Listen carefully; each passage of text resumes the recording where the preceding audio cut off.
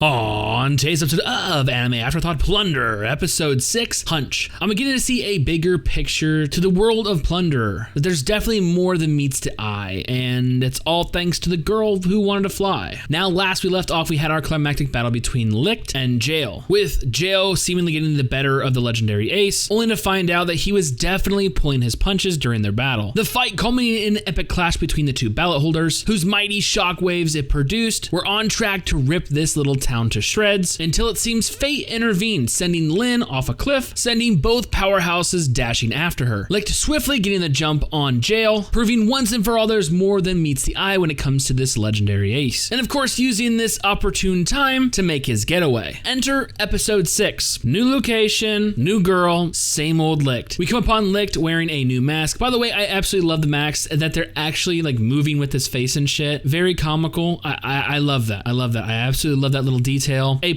on that. Once again, it seems he's in this vagabond lifestyle, seemingly just going with the flow. It seems he is stopped by a familiar voice. Hina has once again found the legendary Ace. All the stuff with the military that went down in the previous town bought her and Nana enough time to catch up. But now it's time for Licht to keep his promise. I believe you said you would, have a bite to eat with Hina, so, you're not getting out of that very easily. Hina being all sweet, even packing themselves a nice little picnic lunch. Of course, their quote-unquote date is cut extremely short, so much so I don't even think Licht took a bite of the sandwich. Because out of nowhere, this giant, crazy wooden bird flying machine comes barreling overhead, which seems to be going full tilt, full speed down the hill, and eventually into a fucking giant ravine. But of course, Licht has White Knight syndrome. A heroine in need is a heroine indeed. Yes, jumping in to save the day. At this point in the story, I wonder if this is another girl that's gonna add, or subtract a number from his count. But of course, what we see is all too sad, yet super enlightening, which builds upon a theory I've been working on since, the introduction of, the waste wars and, this whole society based on counts. Although the girl is saved, she is too busy admiring the fact that they are seemingly floating in the air. And once they safely are back on ground, it seems she begins to assault, probe, and even sexually assault the legendary Ace. Honey, we weren't flying, I just got mad hops. But it definitely sees we have a Wilma right. Yes, the girl Pelmo has a singular dream. She wants to fly. As we see once we return back to her workshop and see the Wright brothers-esque plane and a myriad of detailed drawings at her desk. Licht is shocked to see this. The first clue in building upon my theory is what he utters after he sees these documents. You do know that studying flight is against the law. It is punishable by death. We've heard that before. The same punishment is handed out to those in possession of a ballot. But it seems this does not deter Pelmo in the least. Once again, adamant on achieving her dream. Leading us to clue number 2. Licht, still studying the documents at Pelmo's workstation, is able to alter the drawing. Specifically, I believe it was the shape of the wings themselves, stating that this should help her succeed in her goal. Switching the chamfered rectangle-esque shape to a more almond one, it's showcasing he has some kind of information, some kind of knowledge about flight itself. I don't know how deep into aerodynamics Licht knows, but it seems not only did he recognize what these drawings, what these design prototypes are, he's able to discern what they needed to actually work. Once again, showcasing the fact that Licht seems to know more than he's letting on. Pelmo takes this opportunity to kick her new guests out in order to finalize her new design, proclaiming that this is going to be the one where she finally achieves her goal. The other 9 were merely prototypes, a seemingly innocuous number that turns out to be extremely important. But once again, Hina and Licht are alone, and us knowing Licht by this point, he gets straight to the hanky-panky. Yes, trying to pry open her thighs once again, re-donning the crow mask for some reason. I don't know, maybe it's his version of a fucking fetish. Don't know, don't care. This little tryst down memory lane, though, is ended all too soon, as Pelmo has completed her design, and it seems she is finally ready to take flight. Unfortunately, due to all activity caused by her previous prototypes, it seems to have garnered the attention of the military, and as we now know, it is quite illegal to do what she has been doing. And what we see here is kind of a conflict. Hina is goading her and pushing her to take off in the plane, more or less telling her to achieve her dreams. Go for it, you can do it. On the other hand, Licht is the realist, almost taking up a defensive stance just to turn around and destroy the makeshift plane. Of course, they have to fucking hightail it out of there. Everyone's still looking for Licht. Pelmo gives them a pretty unique excuse. Hey, I'm just repairing a windmill. You know what? I question the military of Othia, I think is the name of the land.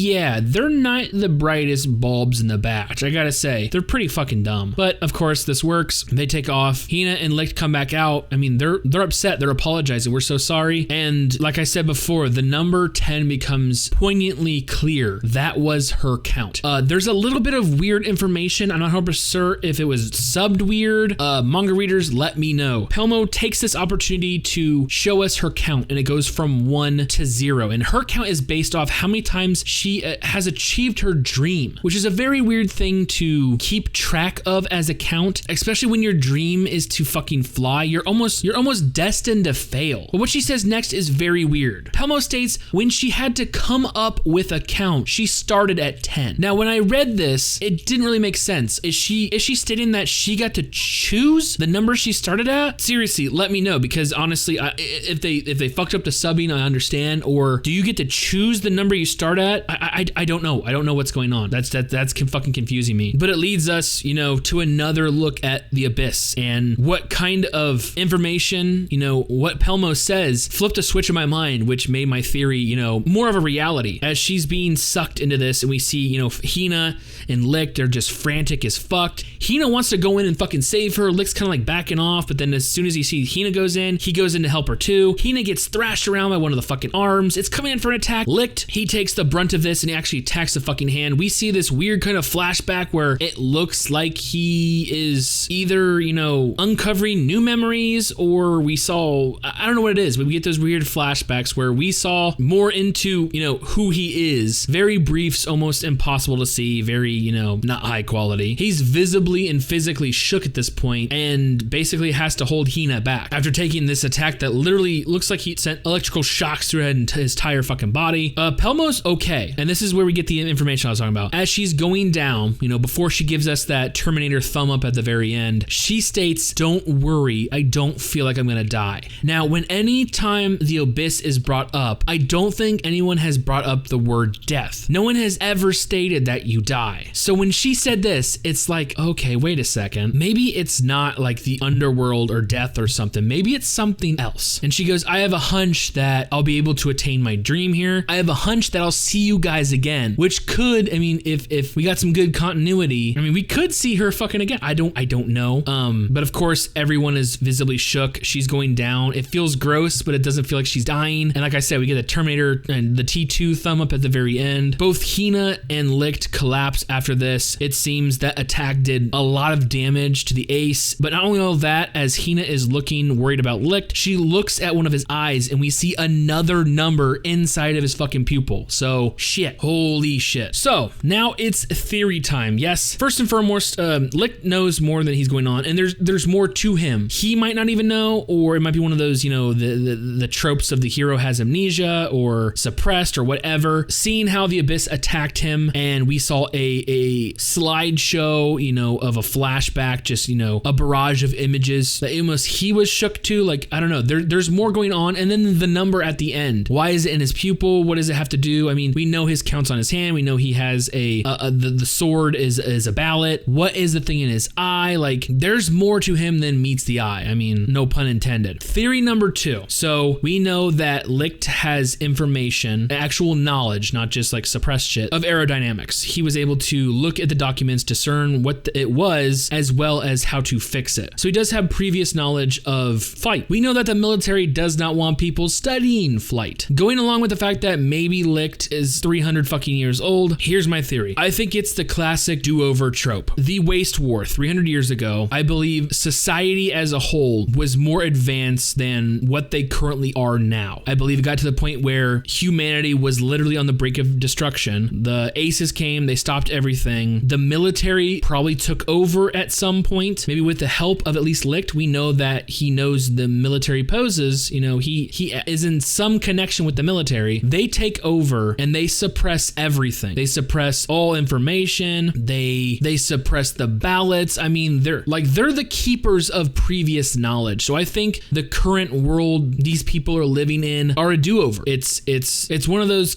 common post-apocalyptic trope where they decide to just shovel humanity's past under the fucking rug and build upon that. Now, as far as the Abyss though, I'm still kind of confused, but Pelmo's stating that, it doesn't feel like she's dying or death. It feels like, something else. Maybe maybe the military has something to do with this, the abyss. Maybe once again, it's if your count runs to 0, it's a way of to like, I don't know, take you to, I don't know exactly what it is, but it does feel like that it's not death. I mean, no one has ever said you die. It says you go to the abyss. They've never said death. At least I don't remember them saying death. And why would the author focus on her saying my hunches are usually right, and then saying I have a hunch that we'll see each other again, and that this is not the end for me? I don't know. It seems there's a lot more going on beneath the surface than we know. Like I said, real quick recap.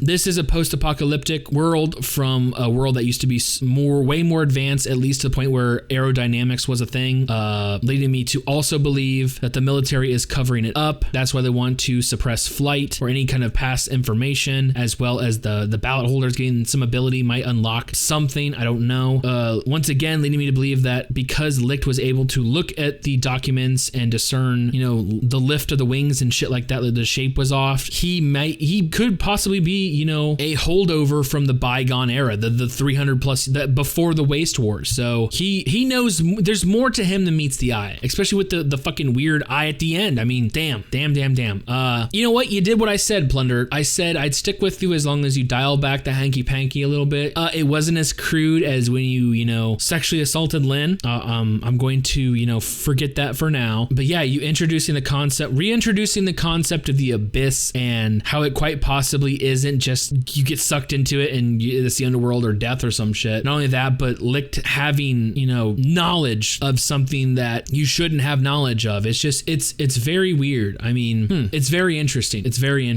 Going forward, you're setting shit up. So I'm hoping to see the payoffs, maybe some more action. Hopefully we get a run-in with you in jail again. It looks like we're going to see at least Lynn next episode. So that's something to look forward to. Yep, today's episode, awesome. Loved it. Very, very sad, very eye-opening for this series. So with that being said, and with a lot of stuff to look forward to, I honestly cannot wait for future episodes.